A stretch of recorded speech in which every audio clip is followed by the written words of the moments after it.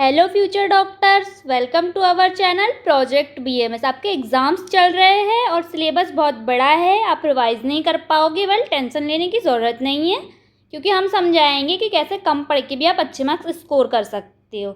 इसके लिए हम आपको बताएंगे बीएमएस एग्ज़ाम में लगने वाला 80-20 का रूल, कि कैसे 20% सिलेबस से 80% पेपर आता है। और हम आपको इम्पॉर्टेंट पीवाईक्यूज़ बताएंगे जो हर साल रिपीट होते हैं, ताकि आप सिर्फ उनको रिवाइज़ करिए अभी और आप एग्ज़ाम में बहुत अच्छे मार्क्स स्कोर कर सकते हैं। बाय द वे, पढ़ने से ज़्यादा इम्पॉर्टेंट ये होता है कि आप एग्ज़ाम में आपने जो पढ़ा है उसको कैसे रिप्रेजेंट करके आते हो, कि एग्जामिनर पर उसका क्या इम्पैक्ट पड़ता है।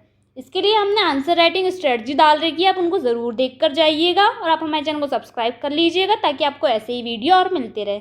हमने पदार्थ विज्ञान के पेपर प्रीवियस ईयर के एमसीक्यू के सॉल्यूशन के साथ हमारे चैनल पर अपलोड कर रखे हैं, तो आप प्लीज़ उनको भी देख कर जाइएगा।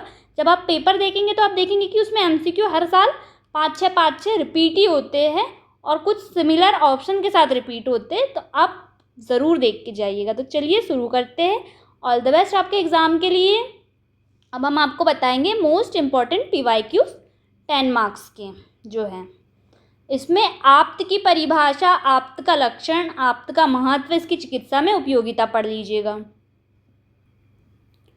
प्रत्यक्ष प्रमाण में आपको प्रत्यक्ष प्रमाण की परिभाषा, लक्षण, भेद, प्रत्यक्ष के अनुपलब्धि के कारण जो है वो भी बहुत इम्पॉर्टेंट है इसमें, और चिकित्सा में उपयोग इसका।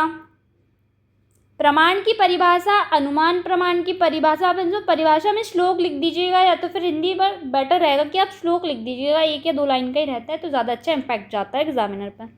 फिर उसके भेद, लक्षण, निरुक्ति, चिकित्सा में उपयोग, पंचअव्यय और हेत्वाभास, ये दोनों भी बहुत इंपॉर्टेंट है और रिपीटेड है मोस्ट। फिर कार्य कारणवाद सिद्धांत, पीलूपाक, पीटरवाक, इनमें से कोई 2 पूछ लेगा ऐसे। सत्कार्यवाद, असत्कार्यवाद, क्षणभंगुरवाद के सिद्धांत जो है ये, और जो सिद्धांत वाला चैप्टर है 10 मार्क्स का आते ही, तो आप उसमें ये सिद्धांत जो है पढ़ के ज़रूर जाइएगा।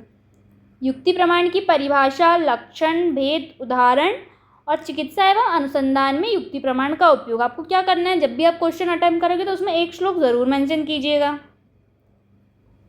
अब हम आपको बताएंगे 5 मार्क्स के मोस्ट इम्पॉर्टेंट पीवाईक्यूज़ में प्रमा, प्रमेय, प्रमाता और प्रमाण, इनकी परिभाषा आपको श्लोक के साथ लिखना है, हिंदी में भी लिखना है, और इनके एग्जाम्पल भी देना है आपको एक।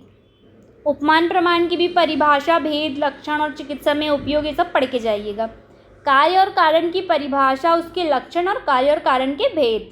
चतुर्विध परीक्षा की जो विधि है, इसमें आता है जो चतुर्विध प्रमाण शामिल है, उसी को चतुर्विध परीक्षा विधि के नाम से हमने क्वेश्चन पूछा है, तो इसको ज़रूर पढ़िएगा।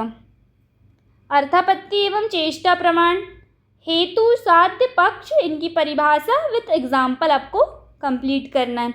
इंद्रियार्थ सन्निकर्ष, इसका सठ सन्निकर्ष के नाम से भी क्वेश्चन आता है, तो इसमें आप कंफ्यूज मत होइएगा। और त्रिविध प्रमाण में अन्य प्रमाणों का समावेश, ये भी मोस्ट इम्पॉर्टेंट क्वेश्चन है, वाइवा में भी बहुत पूछते हैं ये। आप्तोपदेश प्रमाण की परिभाषा, लक्षण, चिकित्सा में उपयोग, शब्द के भेद, शब्दार्थ बोधक वृत्तियाँ। स्वभाव परमवाद बहुत ज़्यादा इंपॉर्टेंट है, तो इसको ज़रूर पढ़िएगा। इंद्रिय पंचक मैंने आपको पहले भी पेपरों में बताया है, तो ज़रूर पढ़ के जाइएगा। और प्रमाणों की संख्या एवं वर्गीकरण विभिन्न आचार्यों के अनुसार, तो आप ये भी कर लीजिएगा। और आप इन सारे क्वेश्चन को ज़रूर पढ़ के जाइएगा, इसमें से पेपर ज़रूर आता है। और आप ऐसे ही वीडियो के लिए हमारे चैनल को सब्सक्राइब कर लीजिएगा। Thank you. आपको जो भी हमारा कंटेंट पसंद आ रहा है, आप प्लीज़ लाइक, शेयर और कमेंट कीजिएगा। Bye bye.